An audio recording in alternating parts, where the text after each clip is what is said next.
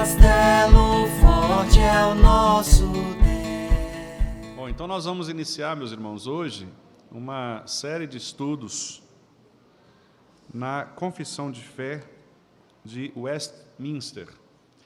Nós temos trabalhado na quinta-feira num outro documento reformado, que é o Catecismo Maior.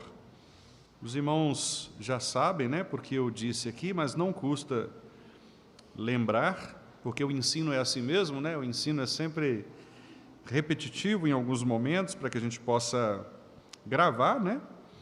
Mas os irmãos se lembram que eu disse que os documentos reformados produzidos na Assembleia de Westminster, no século XVII, eles são os documentos que a nossa igreja, a Igreja Presbiteriana do Brasil, subscreve.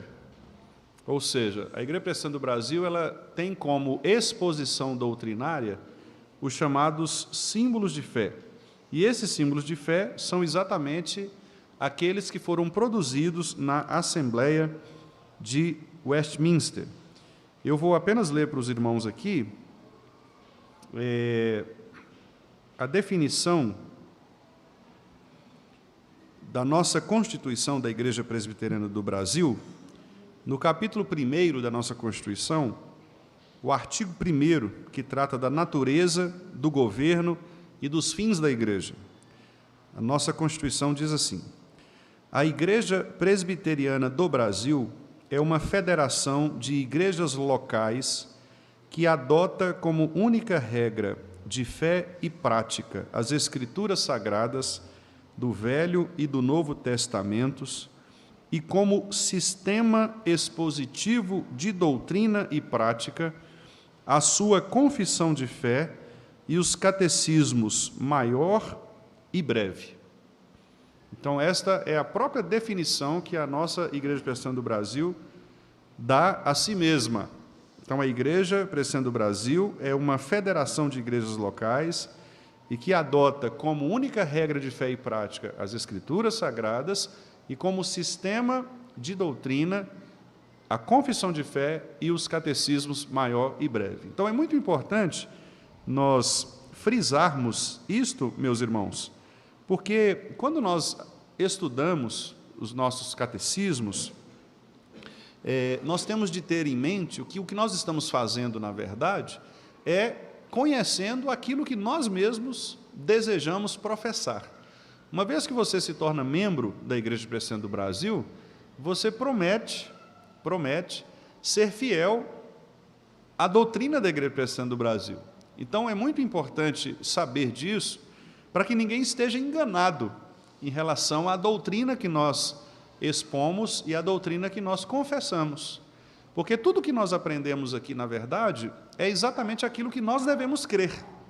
Por isso que é muito importante nós aprendermos sobre isso. Porque se porventura nós ainda não sabemos, é importante que saibamos, para que você tenha certeza de que esta é mesmo a sua igreja, que esta é a sua profissão pública de fé. Você vai dizer, eu creio nisto. Mas também pode acontecer de você, por exemplo, ao estudar determinada doutrina, ter algum tipo de dúvida em relação a ela. Pode acontecer com qualquer um de nós. Então, havendo dúvidas, também o estudo das confissões e catecismos será importante para que nós possamos dirimir essas dúvidas, tirar essas dúvidas, eliminar essas possíveis dúvidas que nós, porventura, tenhamos, né? Então, o objetivo que nós estabelecemos para a nossa igreja, especialmente neste ano, é exatamente fazer lembrar aos irmãos da nossa doutrina, aquilo que nós cremos, bem como também ensinar àqueles que ainda não conhecem a respeito da nossa doutrina. A confissão de fé, meus irmãos, então, é este documento que nós vamos começar a estudar, e ele se inicia exatamente tratando deste primeiro tópico, que é o tópico das Escrituras Sagradas. A confissão de fé, ela foi escrita no ano de 1647, na verdade finalizada, né, porque ela começou a ser escrita bem antes, a partir de 1643, mas ela foi finalizada em 1647, por uma assembleia, que eu já disse aos irmãos, uma assembleia que ocorreu na abadia de Westminster, em Londres, na Inglaterra. Esta assembleia ela foi convocada exatamente em 1643. Havia uma tensão política na época, né, por conta da igreja estatal, a igreja anglicana, e alguns puritanos reformados que queriam exatamente estabelecer um padrão de doutrina que se diferenciasse do padrão de doutrina da igreja anglicana, com muita luta, com muita tensão, com pessoas sendo perseguidas, muitos pastores sendo, inclusive, tirados dos seus postos de trabalho, das suas paróquias, né, das suas igrejas. Com muita luta, os puritanos, que eram herdeiros da reforma protestante, portanto reformados, eles conseguiram maioria no parlamento, e essa maioria, então, foi responsável por produzir este documento, ou estes documentos, né, chamados símbolos de fé. Então, o Catecismo Maior, o Catecismo Menor, a Confissão de Fé, o Diretório de Culto, e também o documento que estabelecia os padrões da igreja. Então, foi um momento histórico na vida da igreja reformada, porque, a partir dali, muitas igrejas reformadas ao longo do mundo, especialmente no Ocidente, passaram a adotar estes símbolos de fé de Westminster como sendo o seu padrão expositivo de doutrina, né? Os nossos irmãos da Europa, do lado oriental da Europa, a Holanda, a Alemanha, eles adotam outros sistemas doutrinários, que também são reformados, mas são outros sistemas doutrinários, como, por exemplo, o Catecismo de Heidelberg, a Confissão Belga. Então, são outros documentos que nós também utilizamos como estudo, né? Como maneira de nós conhecermos a nossa teologia, mas nós não os adotamos propriamente como os nossos símbolos de fé. Então, a IPB adota os símbolos de fé de Westminster, que foram aqueles que foram trazidos depois pelos puritanos, já no século XVII, século XVIII, para os Estados Unidos, e de lá, com toda a formação reformada norte-americana, nós recebemos aqui no nosso país também esta mesma formação. Lembrando que Ashbel Green Simonton, que foi quem iniciou a Igreja Presbiteriana no Brasil, ele foi aluno de um dos teólogos mais conhecidos, né, do mundo reformado, o teólogo Charles Hodge, que, aliás, tem uma teologia sistemática de quase 2.000 páginas, né, que foi professor de Simonton e o desafiou ao trabalho missionário. Então, toda a nossa formação, tanto do ponto de vista histórico, quanto do ponto de vista de formação da igreja propriamente, tem exatamente esta referência dos nossos símbolos de fé, dessa referência reformada. Por isso, eu repito, o estudo da confissão, o estudo dos catecismos, não é, meus irmãos, tentar resgatar um passado, é simplesmente estabelecer o nosso presente, é conhecer, como eu disse, aquilo que nós cremos de verdade, né? E, a partir do que nós cremos, vivermos mais e melhor, né, para o nosso Deus e Pai. Então, a Confissão de Fé ela é dividida em capítulos.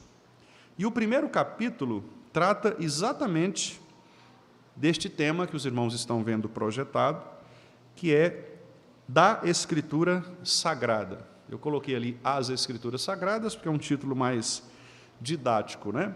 Mas o termo está da Escritura Sagrada. E hoje nós vamos analisar apenas os primeiros parágrafos deste primeiro capítulo. Os capítulos não são longos, eles são curtos. Então, muito provavelmente, nós não vamos gastar o mesmo tempo que nós gastaremos, com certeza, no Catecismo Maior. Porque o Catecismo Maior são 196 perguntas, então é muito mais extenso, né? A dinâmica é bem diferente. Na Confissão, ela é mais sucinta, ela é mais curta, muito embora seja também complexa em alguns detalhes, mas ela é mais facilmente fragmentada, né, para que possa ser didaticamente estudada. Então, eu vou começar ali, mostrando aos irmãos o seguinte. Está pequenininho, mas eu vou ler para vocês, não tem nenhum problema. Esse é o primeiro parágrafo. O primeiro parágrafo diz assim, essa versão que eu tenho aqui, ele tem algumas palavrinhas que estão diferentes dali, mas o sentido é o mesmo. Diz assim: ainda que a luz da natureza e as obras da criação e da providência manifestem de tal modo a bondade, a sabedoria e o poder de Deus, que os homens ficam inexcusáveis ou indesculpáveis, né? Contudo, elas não são suficientes para dar aquele conhecimento de Deus e de sua vontade necessário à salvação. Por isso, foi o Senhor servido, em diversos tempos e diferentes modos, revelar-se e declarar à sua igreja aquela sua vontade. Depois, para melhor preservação e propagação da verdade, para o mais seguro estabelecimento e conforto da igreja contra a corrupção da carne e malícia de Satanás e do mundo, foi igualmente servido fazê-la escrever toda. Isso torna a Escritura Sagrada indispensável, tendo cessado aqueles antigos modos de revelar Deus, a sua vontade, ao seu povo. Então, este é o primeiro parágrafo da nossa confissão, que estabelece, portanto, o modo como Deus resolveu se revelar ao ser humano. Deus se revela, meus amados irmãos, de duas maneiras. Quantas e quais são as formas de Deus se revelar ao homem? Vocês conseguem ler? Conseguem? Podem ler comigo, então? As formas de Deus se revelar ao homem são duas: a revelação natural e a revelação especial. Muito bem. O que é a revelação? Bom, então, antes de dizer o que é, então, estas são, segundo a confissão de fé, estas são as duas únicas formas de Deus se revelar. Deus estava, meus irmãos, no seu ambiente eterno. Nós não sabemos nada a respeito dele antes de, no princípio, criou Deus céus e terra, mas Deus já existia, porque ele é eterno, infinito, eterno. Deus estava ali, na sua eternidade, na sua infinitude, e ele resolveu revelar-se ao homem. A primeira revelação que nós temos é a revelação natural. Nós vamos ver agora qual é o conceito. Deus cria todas as coisas e ele diz, na criação, pela palavra, pela linguagem, haja luz, e então as coisas passam a existir. Depois Deus não apenas se revela nas coisas criadas, mas ele também se revela pessoalmente, uma revelação direta ao ser humano. Por isso, nós temos esses dois momentos aqui, que é o momento da revelação natural e o momento da revelação especial. Vamos ver, então, cada uma destas revelações. Conseguem ler ou está pequenininho? Agora foi pequenininho, né? Consegue ler? Em que consiste a revelação natural? Vamos ler esse trecho aí maior? A revelação é a forma de Deus se revelar por meio de todas as coisas criadas por Deus. Isso. Bondade, sabedoria e poder eternos. A criação de Deus reflete sua grandeza. A revelação natural também se dá por meio da providência de Deus, que é a maneira muito santa, sábia e poderosa de Deus de e governar toda a sua criação, bem como todas as ações de todas as criaturas. Muito bem. Então, essa é a chamada revelação natural, que se divide em duas partes. Na criação, quando Deus cria o mundo em 6 dias, e também nas chamadas obras da providência, que é, como nós vimos ali, a maneira de Deus, de maneira santa, sábia e poderosa, preservar e governar a criação. Então, Deus cria e governa, cria e preserva. Deus cria e mantém viva a sua criação. Este é um princípio, meus irmãos, muito importante, para nós. Porque esta é uma diferença, por exemplo, que há da nossa teologia teísta, que é a teologia que trata a respeito de Deus, de uma outra ou de outros tipos de teologia que consideram Deus como criador, mas um Deus que não interfere na criação. Por exemplo, há uma filosofia chamada deísmo com D, de Deus, deísmo, que acredita o seguinte, que Deus, ele criou o mundo, ele é poderoso, ele criou o mundo, mas ele permanece ausente do mundo. Ele apenas cria o mundo como uma grande engrenagem, como uma grande máquina, dá corda e põe o mundo para funcionar. Mas agora ele não interfere mais na criação. Então essa é uma filosofia chamada deísta. Nós não cremos desta forma. Nós cremos que Deus criou todas as coisas e ele permanece ativo na criação. Ele mantém a sua criação em movimento, ele mantém a sua criação viva. Ele dispõe todas as coisas conforme a sua vontade, ele organiza a criação conforme o seu querer, e a cada detalhe da criação, a mão de Deus está presente exatamente para distribuir conforme a sua soberana vontade. Então, estas são as duas formas da revelação natural. Deus cria e Deus preserva. Ele dá início a todas as coisas no espaço de 6 dias, Gênesis 1, mas ele preserva a criação ao longo de toda a história e continua preservando no dia de hoje, e continuará preservando até que nós nos encontremos todos no céu e assim gozemos juntamente com ele a eternidade. Portanto, esta é a maneira de Deus dizer ao homem, eu existo, eu sou.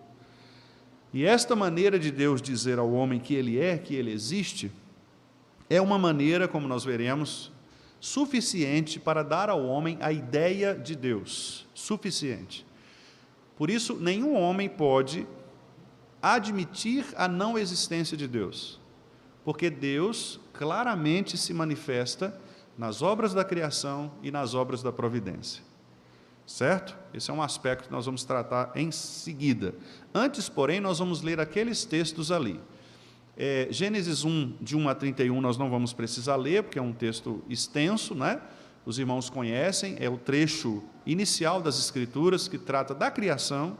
No princípio criou Deus céus e terra, a terra era sem forma e vazia, o Espírito de Deus pairava sobre a face das águas, disse Deus, haja luz, e houve luz. Os irmãos conseguem perceber a presença da Trindade nesses 3 primeiros versículos? No princípio Deus, o Pai, criou os céus e terra. A terra era sem forma e vazia. Quem pairava? O Espírito pairava sobre a face das águas. Disse Deus. Quem é a palavra de Deus? Cristo, o Logos. Pai, Filho e Espírito Santo criam. Por isso que o escritor aos Hebreus, vamos abrir esse texto, Hebreus 11, 3, por isso que ele vai admitir exatamente que o Deus Criador, Pai, Filho e Espírito Santo, é o Deus que se revelou extraordinariamente ao homem. E nós que somos crentes no Senhor Jesus Cristo, que cremos na Bíblia, que somos reformados, nós devemos crer com convicção de que, de fato, o que aconteceu, como está narrado em Gênesis, é o que Deus, de fato, fez. Vamos ler? Hebreus 11, 3. Pela fé, entendemos que foi o universo formado pela palavra de Deus, de maneira que o visível veio a existir das coisas que não aparecem. Então, esta doutrina é o que nós costumamos chamar, no mundo da academia, no mundo da ciência, de criacionismo. É isto aqui. O criacionismo é a crença de que Deus criou todas as coisas a partir de matérias que não existiam, e ele então fez com que essas matérias existissem no período de 6 dias, e ele disse, haja luz, e as coisas aconteceram. Então, pela fé, nós cremos que o universo foi formado pela palavra, pelo Logos, pela manifestação, pela revelação sobrenatural, milagrosa deste Deus que é o Deus Criador. Vamos ver Apocalipse 4:11. Apocalipse 4:11.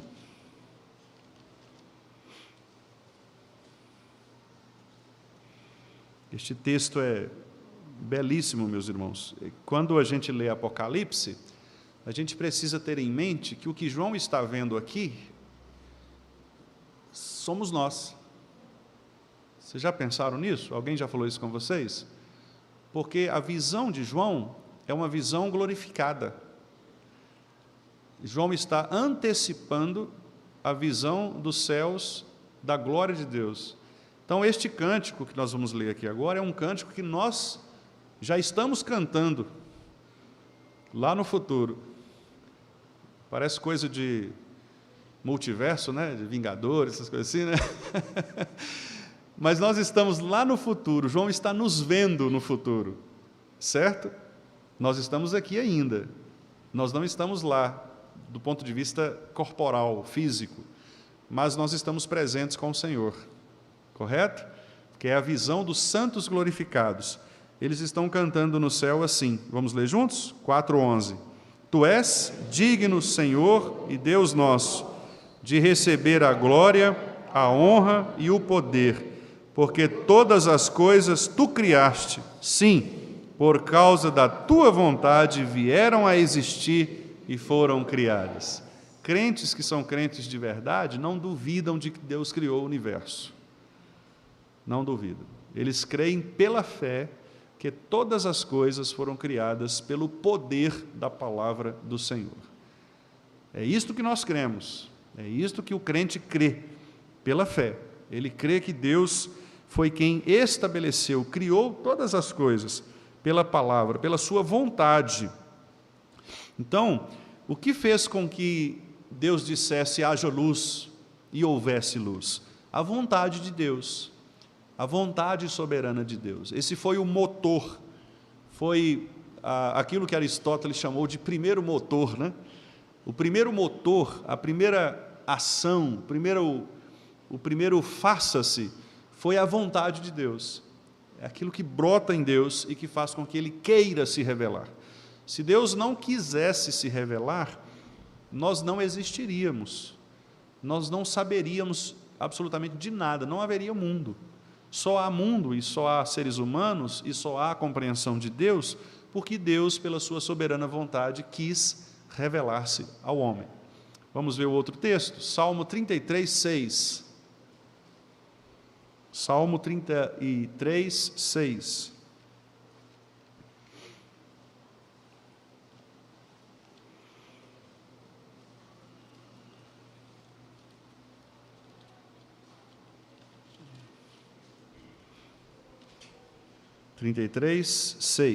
Vamos lá? Os céus, por sua palavra, se fizeram, e pelo sopro de sua boca, o exército deles. Uma linguagem poética, né? Do salmista. Céus aqui representa o universo. Não apenas o céu, como a gente vê o céu azul, né? Na verdade, o céu azul é só uma combinação de reflexos, né, de luz, de gases, essa coisa, por isso que a gente vê o céu azulado, né? Mas o que a Bíblia está falando, chamando de céu aqui, é o universo criado. E o exército deles é tudo aquilo que preenche o universo. As estrelas, os astros, né? Tudo isso que a gente reconhece aí como criação, né? Então, Deus criou como? Por sua palavra. Por sua palavra, o Logos, que é, no Novo Testamento, apontado como o próprio Senhor Jesus Cristo, né? E aí o último texto, João, Evangelho de João, capítulo 1, versículo 3. João 1:3.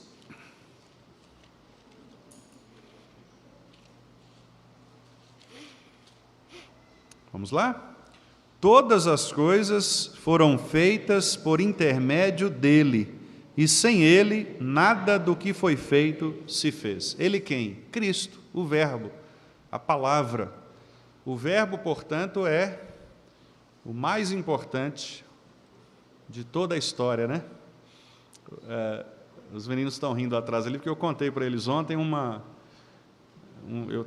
aula do seminário. Eu estava explicando sobre a organização sintática da frase, e aí um aluno perguntou assim: professor, qual é a palavra mais importante da frase? Eu falei: o verbo. Aí ele falou: por quê? Eu falei: porque o verbo, ele se fez carne, habitou entre nós, cheio de graça. O verbo é que cria todas as ações. O verbo é que é a expressão da vontade. E é mesmo.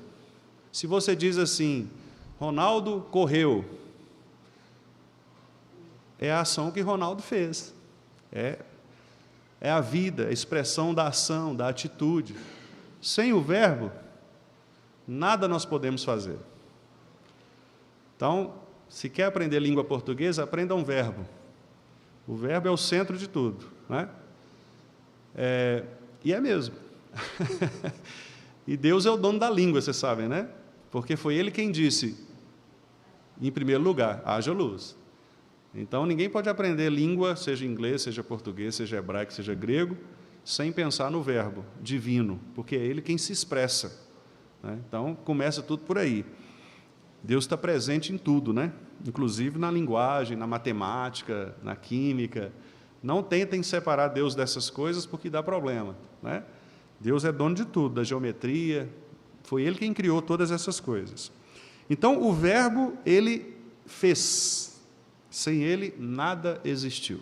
E aí, ali continua dizendo o seguinte, que Ele criou estas coisas no espaço de 6 dias, né? Nós cremos na criação literal de 6 dias. Existem argumentos relativamente interessantes a respeito da discussão temporal, se foram mesmo 6 dias, se são dias de 24 horas. Nós não vamos entrar nesse detalhe agora. Eu, particularmente, creio que a literalidade da Bíblia ela é importante para nós, inclusive, definirmos o poder de Deus, né? Porque se eu começo a pensar que 6 dias foi pouco tempo para Deus criar as coisas, eu retiro de Deus o poder todo soberano de fazer o que bem quiser. Deus pode criar qualquer coisa no espaço de segundos. Então, 6 dias para Deus talvez tenha sido até muito, porque Ele poderia fazer no tempo muito menor do que isso, se quisesse.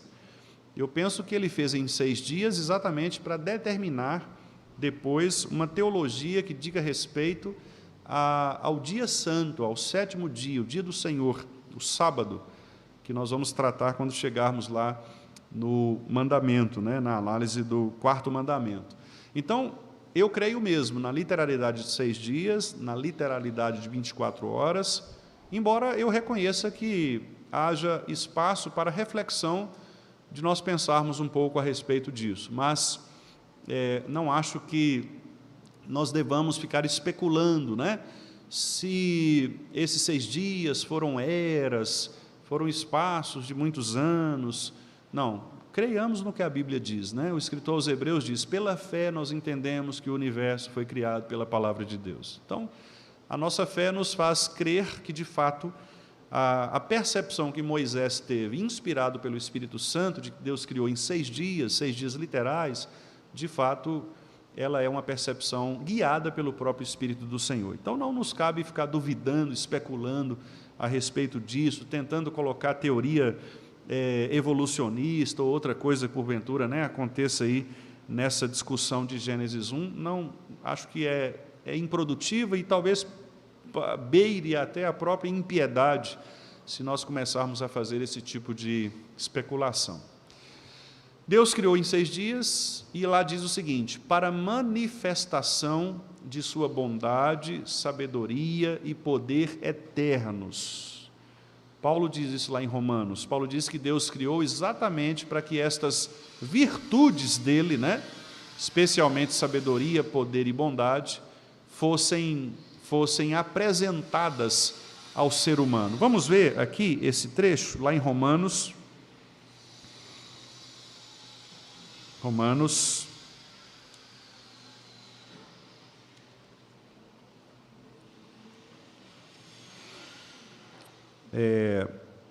capítulo 1, né? Romanos 1,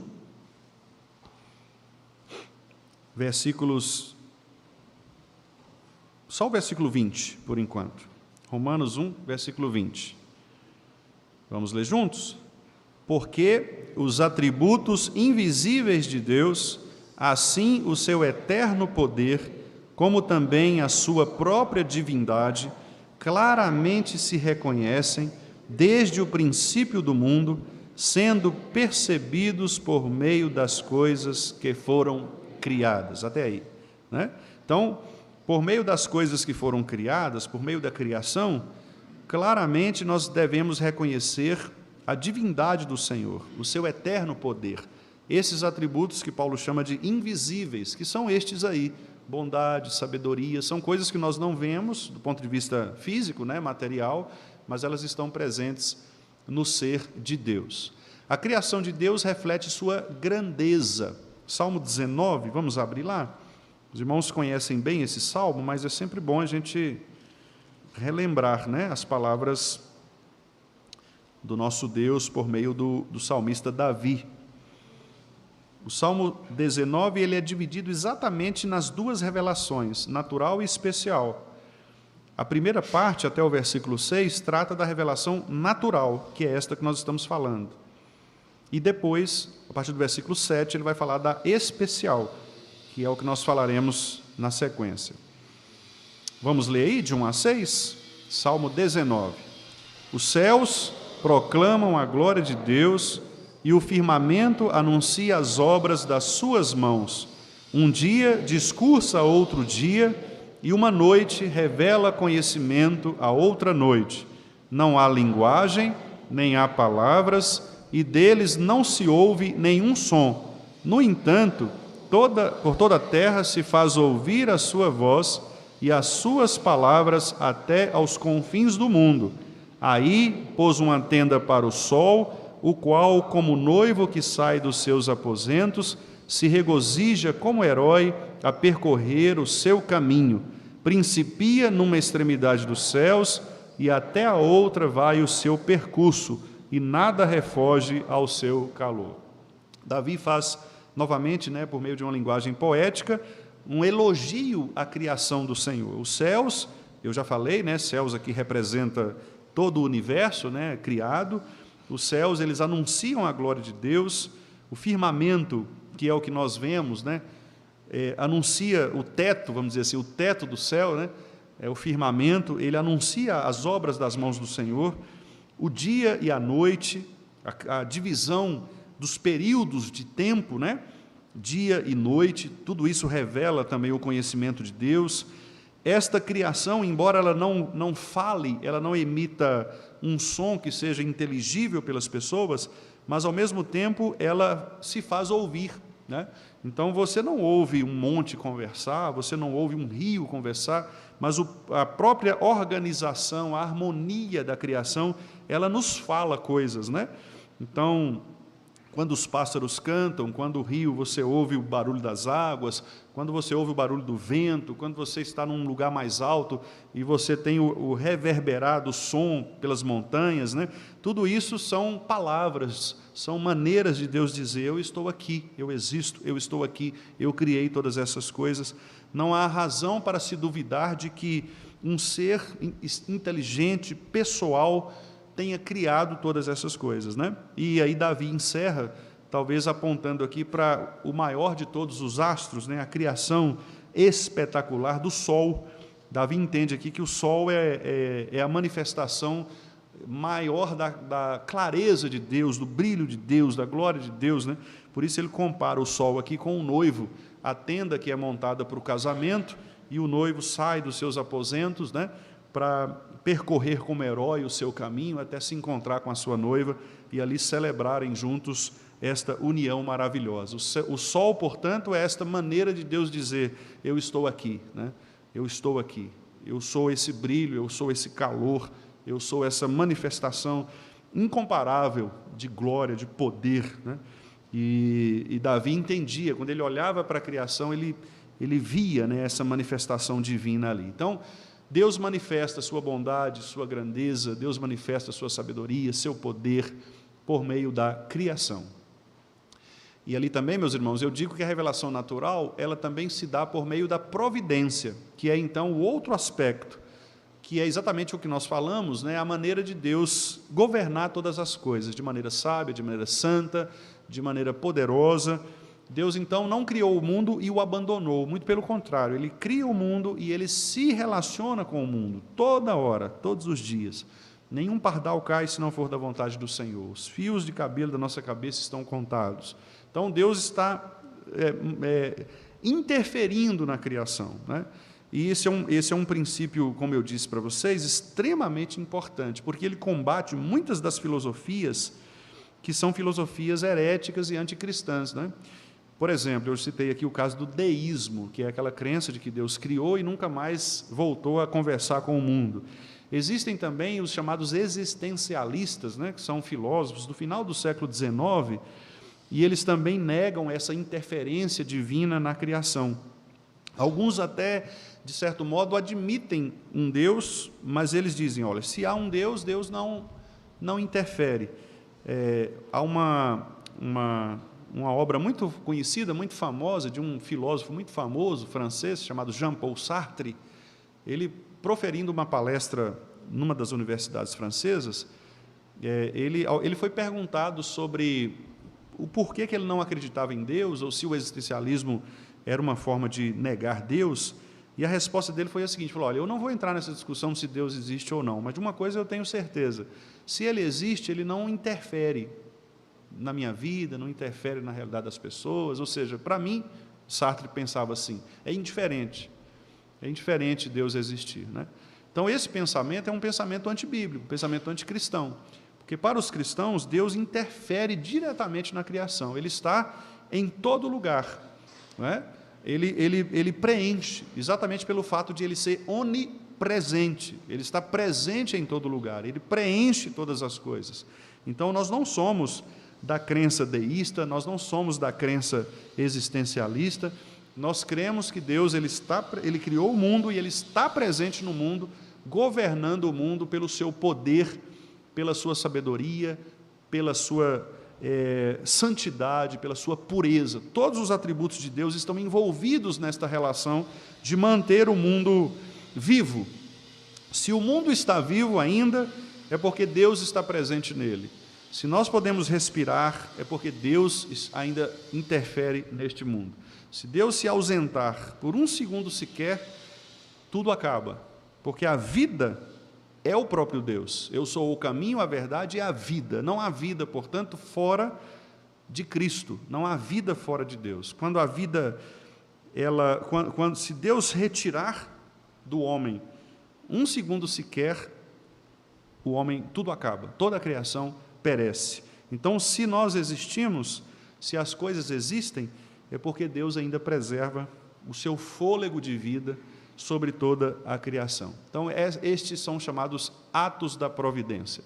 Vamos ler lá aqueles textos? Salmos 145, 17. Salmo 145, 17. Deixe-me dar uma dica para os irmãos, fazendo um parênteses.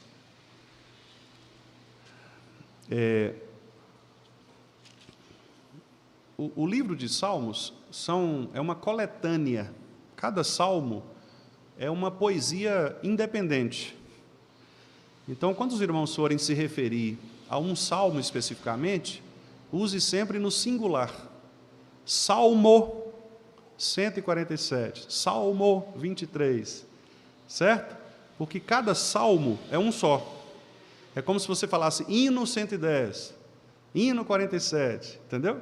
Aí você fala Salmo 1, Salmo 5, Salmo 47, porque o salmo ele é independente. Agora, se você se referir ao livro como um todo, aí você fala livro dos salmos, porque o livro é uma coletânea de salmos, tá bom? Só uma dica aí para os irmãos, né, aprenderem um pouquinho mais também em relação a isso, porque são poesias independentes. Então, irmãos, vamos abrir o Salmo 23, né, porque aí você está se referindo a só um salmo. Se você quiser falar do livro todo, pode, mas aí você vai falar, vamos abrir no livro dos Salmos, Salmo 23. Beleza? Porque aí você tem uma referência específica de um cântico. Então nós vamos abrir aqui no Salmo 145, versículo 17, né? Vamos ler lá juntos? Justo é o Senhor em todos os seus caminhos, benigno em todas as suas obras. Olha que maravilha. Então, o Senhor permanece com os seus atributos ativos. Ele continua justo e ele continua benigno nas suas obras. Então, isso significa dizer que ele não criou e abandonou. A benignidade do Senhor, o atributo da benignidade está presente, continua presente nas obras da criação e também nas obras agora da providência, que são exatamente tudo aquilo que Deus faz no mundo, né, para que ele possa governar todas as coisas. Agora o Salmo 104, 23. 24, né? 24. Salmo 104, 24.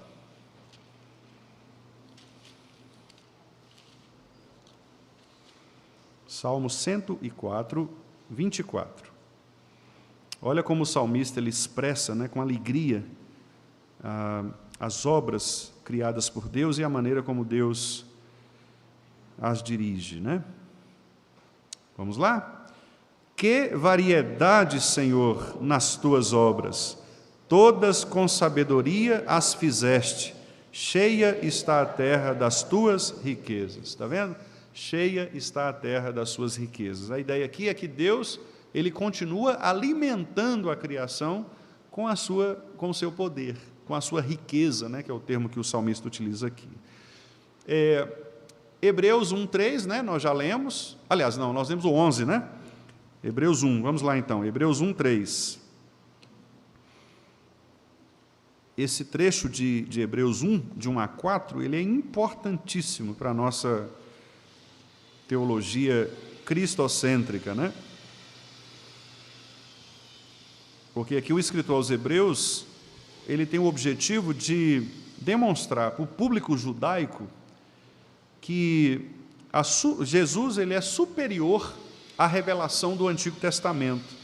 Então, embora Deus tenha falado aos pais do Antigo Testamento por meio dos profetas, nestes últimos dias, ou seja, a partir da encarnação, quando Cristo vem, o Novo Testamento, Deus agora nos fala por meio do Filho, né? Diz o texto aí, a quem Deus constituiu herdeiro de todas as coisas, pelo qual também fez o universo. Vamos ler o 3 agora?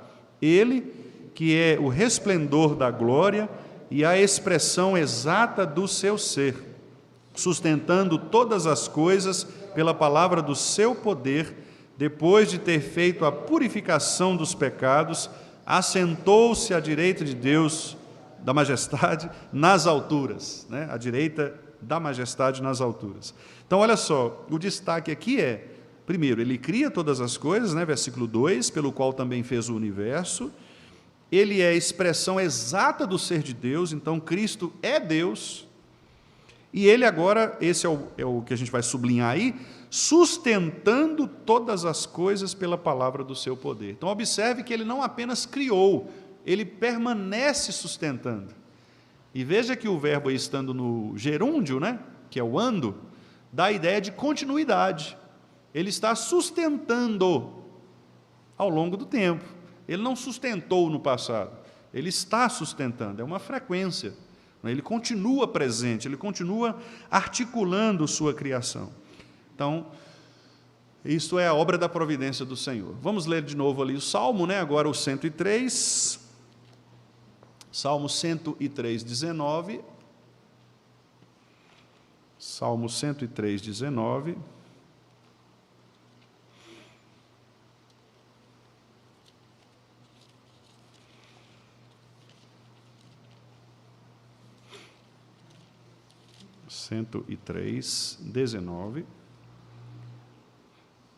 Vamos lá? Nos céus estabeleceu o Senhor o seu trono, e o seu reino domina sobre tudo. Então observe que o texto ele traz a criação, né? Deus estabeleceu o seu trono nos céus, e aí diz, o seu reino domina. É um reino, portanto, presente. Ele domina sobre tudo, ele permanece vivo, ele permanece ativo. Então, Deus não criou e se afastou, ele criou e está presente. Ele reina, ele continua rei, né?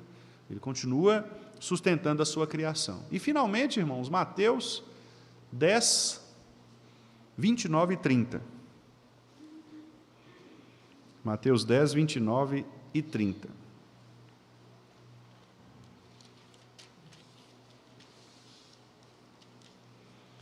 Mateus 10, 29 e 30.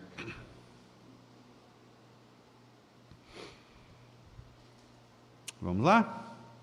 Não se vendem 2 pardais por um asse, e nenhum deles cairá em terra sem o consentimento de vosso Pai. E quanto a vós outros, até os cabelos todos da cabeça estão contados. Então, aqui mostra, né, a presença de Deus contínua. Então, um pardalzinho não vai morrer se Deus assim não o determinar, né? E os cabelos de nossa cabeça todos estão contados, né? Isso mostra a maneira de Deus poderosa e sabiamente controlar cada evento. O que Jesus quis dizer aqui é que o Senhor, ele está presente nos detalhes, né? Se ele é capaz de controlar a queda de um pardal, e o pardal é um animalzinho que não precisa de nenhum cuidado especial, né? O pardal nasce e está por aí, come qualquer coisa, morre lá sozinho, né? Não é um animalzinho domesticável, né? Você não coloca numa gaiola um pardal. Então, Jesus quis dizer, olha, este ser, que é um ser insignificante, né? Ele é sustentado por Deus, né? E os cabelos da nossa cabeça são contados, né?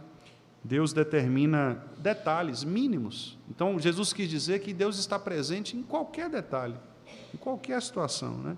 Isso mostra o governo, o controle do Senhor sobre todas as coisas. Então, meus irmãos, finalizando, esta é a primeira parte, né, da compreensão da nossa confissão de fé. Então, esta é a chamada revelação natural. Então, Deus se revela de maneira natural. Como? Pela criação e pela providência.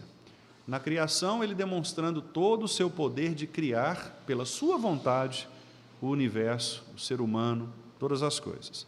Pela providência, ele mostra o seu poder, a sua sabedoria, a sua santidade, ao também estabelecer, governar, dispor todas as coisas, como um jogo de xadrez, né? Deus vai colocando cada peça no seu devido lugar, para que tudo aquilo cumpra a sua soberana vontade. Então, nada do que acontece sem que Deus diga é para acontecer. Tudo está determinado pelo santo desígnio do Senhor. Aliás, quando Pedro ele faz aquela pregação lá em Atos, né, que Lucas registra em Atos, e ele fala a respeito da crucificação de Jesus, ele usa exatamente este termo, né?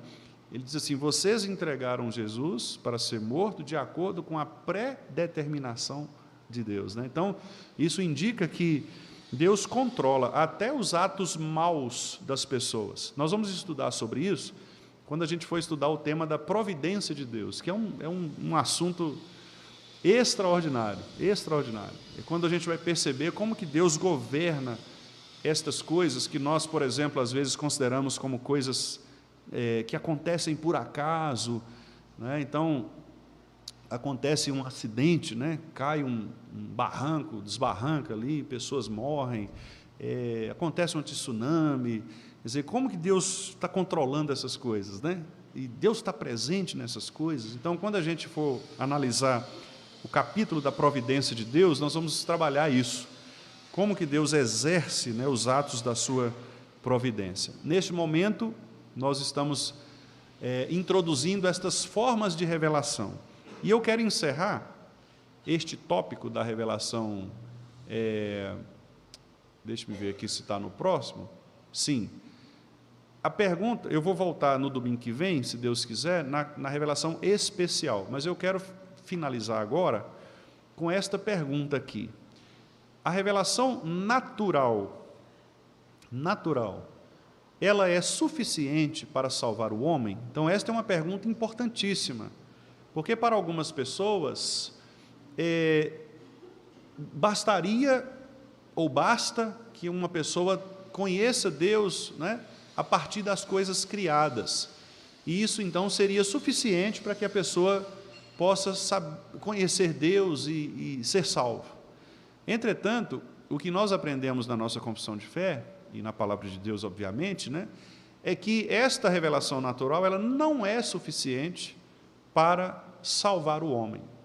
Então, ela é suficiente? Não. E aí, o texto lá diz o seguinte, conseguem ler juntos comigo? Embora as coisas criadas e o governo de Deus sobre elas manifestem a bondade, a sabedoria e o poder de Deus, a criação e a providência são insuficientes para salvação. Desse modo, admirar a criação, crer que Deus dirige as coisas criadas, ou mesmo a própria vida, não é suficiente para salvar o homem. Até os demônios creem e tremem. Há muitas pessoas que creem que Deus criou todas as coisas, que creem que Deus governa todas as coisas, mas que não serão salvas. São pessoas religiosas, mas não são cristãs.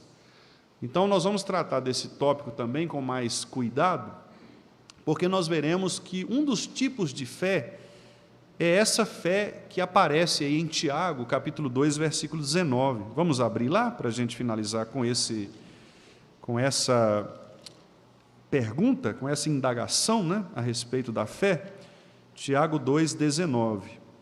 Esse é um dos tipos de fé que pode vir sobre uma pessoa. Uma pessoa pode ter esse tipo de fé aqui, que é a fé que até os demônios têm.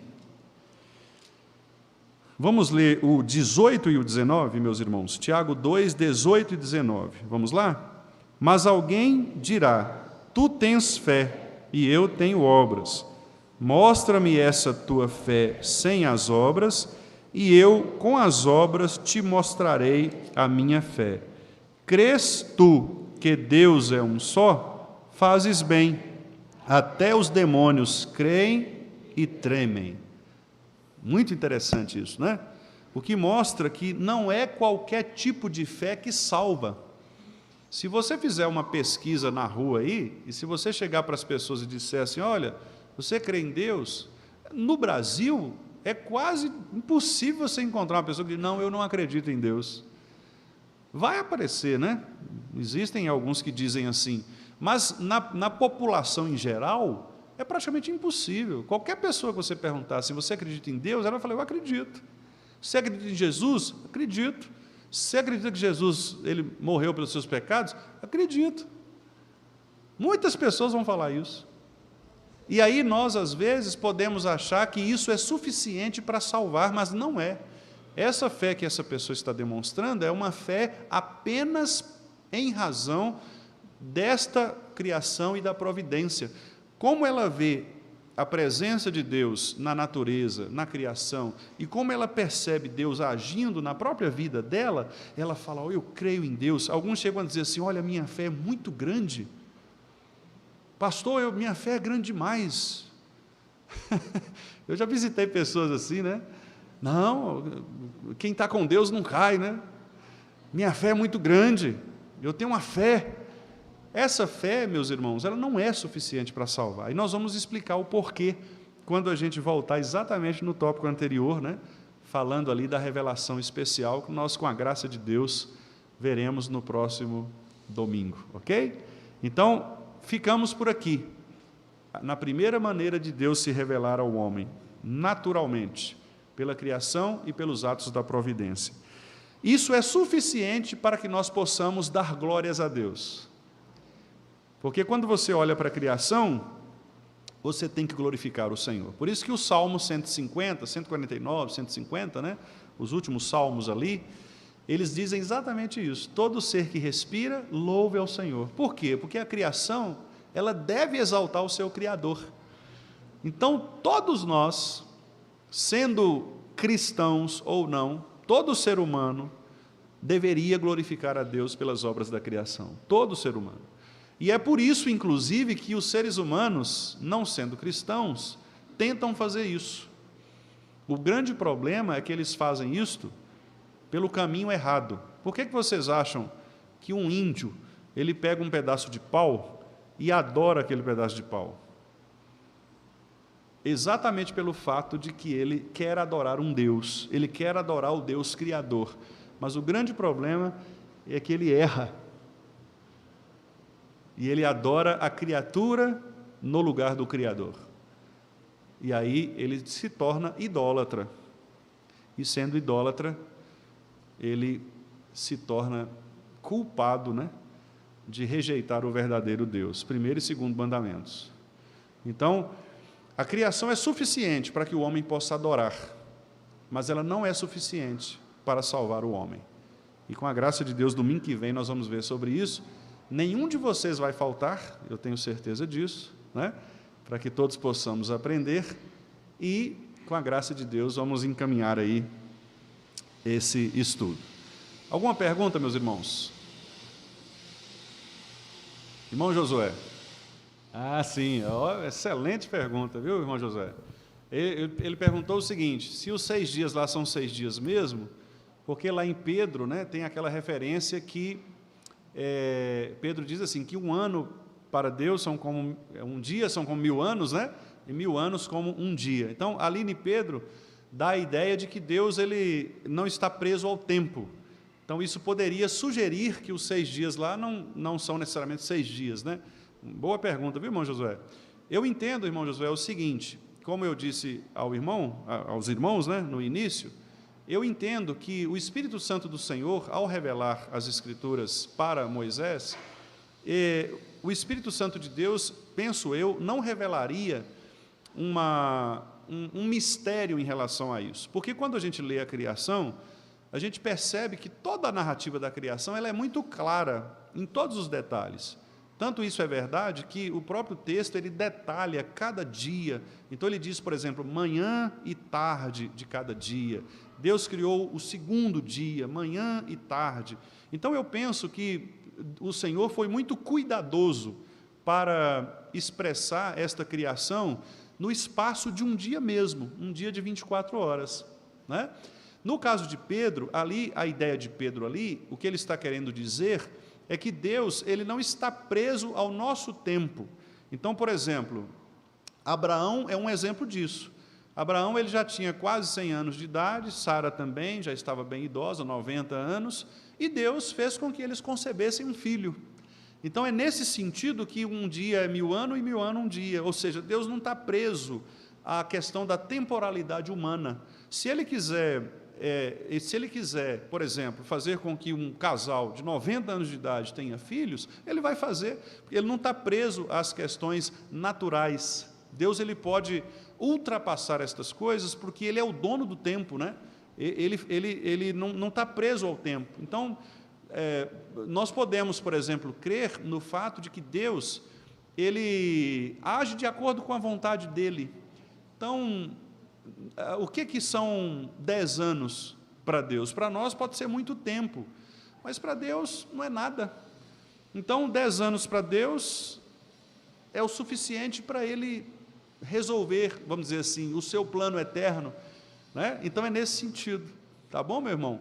Mas eu repito, né? Eu sei que há discussões sobre isso, sei que há irmãos nossos que pensam diferentes em relação a isso, né? O que eu estou expressando aqui é a minha visão, a minha leitura a respeito desse ponto aí. Tá bom? Esclareceu, irmão? Obrigado, irmão.